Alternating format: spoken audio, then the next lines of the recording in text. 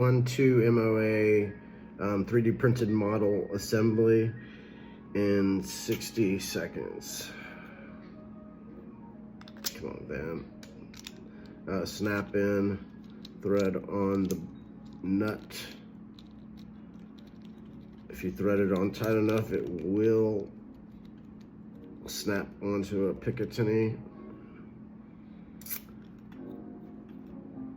Simulated siding, windage, buttons, 3D printed model, of course, something like that.